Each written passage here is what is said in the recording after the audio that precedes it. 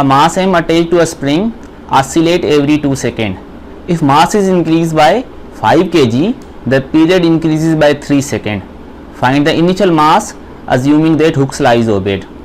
बेटा इसमें बोल रहा है कि एक मास जो स्प्रिंग के साथ अटैच था और वो वाइब्रेट कर रहा था, तो शुरू में उसका टाइम पीरियड 2 सेकेंड था।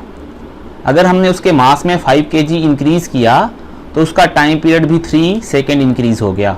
तो बताओ कि शुरू में मास कितना था। अच्छा बेटा, इसमें जो हमें कंडीशन अब मिली है उसमें क्या है कि जब मास m + 5 kg हुआ तो जो टाइम है वो 2 से इंक्रीज़ होके 2 + 3 सेकेंड हो गया।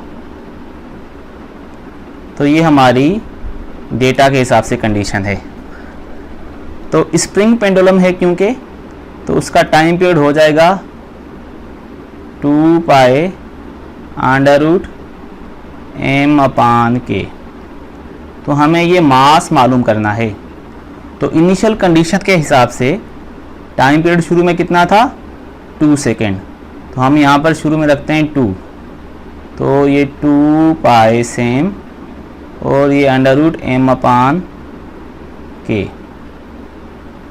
अब बाद में टाइम पीरियड 5 सेकेंड हो गया, तो अब हम यहाँ पर रखेंगे 5 = बेटा 2 पाई सेम, और जब टाइम पीरियड 5 हुआ था तो मास को हमने m + 5 किया था, तब ऐसा हुआ था। और ये k। अब हम इन दोनों इक्वेशन को अगर डिवाइड कर दें तो लेफ़्ट साइड लेफ़्ट के साथ और राइट साइड राइट के साथ, तो बेटा इसमें 2 पाई जो है वो कट जाएगा, ये जो k है ये भी कट जाएगा, 2/5। और बेटा इस तरफ √ ऊपर बचेगा m और नीचे m + 5। अब अगर हम स्क्वायरिंग टू बोथ साइड करें, क्योंकि हमने मास मालूम करना है, तो ये हो जाएगा 4/25 = m/m + 5। अब हम क्रॉस मल्टीप्लिकेशन करेंगे तो ये हो जाएगा 4m प्लस ये 4 5 ज़ा 20 और ये बन जाएगा 25m। अब ये m वाले जो टर्म हैं ये हम एक तरफ लेकर जाएंगे, तो ये हो जाएगा 25m माइनस, ये उधर जाकर 4 वाले माइनस हो जाएंगे, 4m = 20। तो बेटा ये हो जाएंगे 21m = 20। तो यहाँ से जो m होगा वो बन जाएगा 20/21 kg के बराबर। तो जो शुरू में मास था वो 20/21 kg था। हम रीड करते हैं, the potential energy of a particle executing simple harmonic motion is 2.5 joule when its displacement is half of the amplitude. The total energy of the particle B. अगर पार्टिकल की पोटेंशियल एनर्जी 2.5 जूल है जब उसका displacement half of amplitude है, तो बताओ कि उसकी टोटल एनर्जी कितनी होगी। तो इस प्रॉब्लम को सॉल्व करने के लिए हम पोटेंशियल एनर्जी और टोटल एनर्जी को डिवाइड करते हैं। हमें पता है कि पोटेंशियल एनर्जी जो होती है वो 1/2 kx² के बराबर होती है और टोटल एनर्जी जो होती है वो 1/2 kx0² के बराबर होती है। अब बेटा इसमें से 1/2 भी कटेगा, k भी कट जाएगा।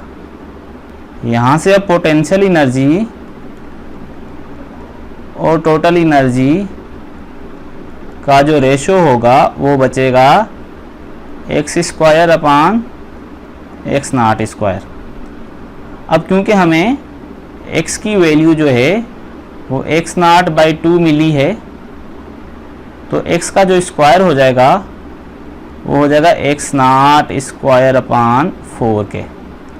अगर हम ये वैल्यू यहाँ पर पुट कर दें तो पोटेंशियल एनर्जी हमें मिली हुई है 2.5, तो यहाँ पर हमने 2.5 रख दिया। ये नीचे वही टोटल एनर्जी। अच्छा, अब एक्स स्क्वायर जो है वो हो गया x not square upon 4k, और नीचे ये वाला एक्स नॉट स्क्वायर। तो बेटा ये इसमें कट जाएगा। तो अगर हम क्रॉस मल्टीप्लिकेशन करेंगे तो यहाँ से जो टोटल एनर्जी है वो हमें मिल जाएगी 4 इंटू 2.5 यानी 10 जूल के। तो इस तरीके से हम टोटल एनर्जी मालूम कर लेंगे।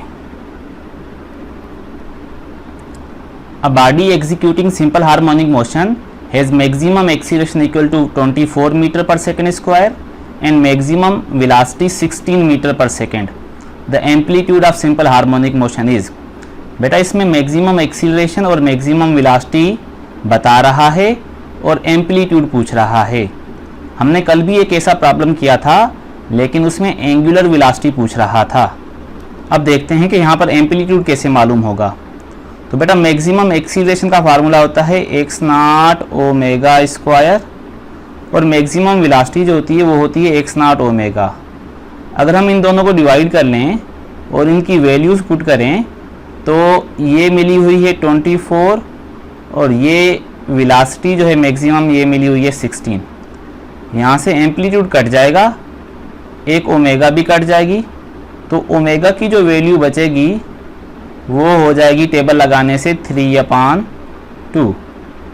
अब ये आपको ओमेगा मिल गई, यहाँ पर एम्पलीट्यूड कट गया, कोई बात नहीं, हम दोबारा से एक्स नॉट ओमेगा को यूज़ करेंगे।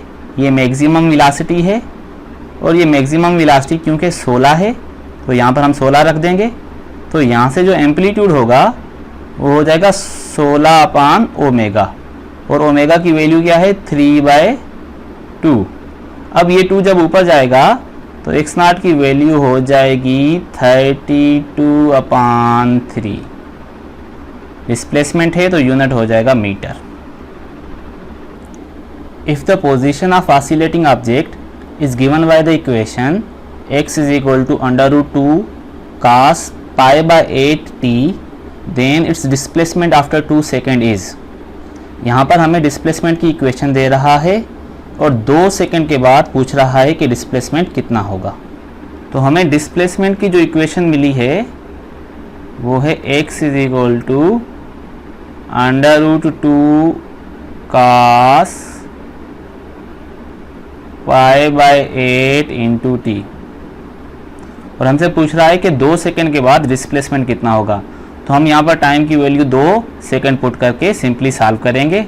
तो ये बन जाएगा x is equal to √2 cos, ये हो जाएगा π/8 इंटू 2। तो बेटा हो जाएगा 2 और ये हो जाएगा 4 टेबल के बाद। तो x इज इक्वल टू √2, और ये π/4 आपको पता है 45 डिग्री होता है, और ये cos 45 डिग्री जो हो जाएगा वो हो जाएगा 1/√2। बेटा ये दोनों कट जाएंगे तो डिस्प्लेसमेंट की वैल्यू हो जाएगी 1। Next question, a body perform simple harmonic motion with period of 6.3 second. The maximum speed of the body is 10 metre per second. What are the values of amplitude and angular frequency. ये बेटा इसने option भी दिए हैं, इसमें हमें time period और maximum velocity दे रहा है और एम्पलीट्यूड और एंगुलर फ्रीक्वेंसी पूछ रहा है। तो आइए देखते हैं कि इसको कैसे करना है। तो बेटा मैक्सिमम वेलोसिटी की वैल्यू हमें दी है जो होती है एक्स नॉट ओमेगा के बराबर, और इसकी वैल्यू हमें 10 मिली है। अब यहाँ से हमने एक्स नॉट भी मालूम करना है और ओमेगा भी। तो अब हम कैसे मालूम करें, उसके लिए हमें उसने टाइम पीरियड भी दिया है। तो टाइम पीरियड जो होता है वो होता है 2π/ओमेगा। यहाँ से ओमेगा हो जाएगा 2π/T।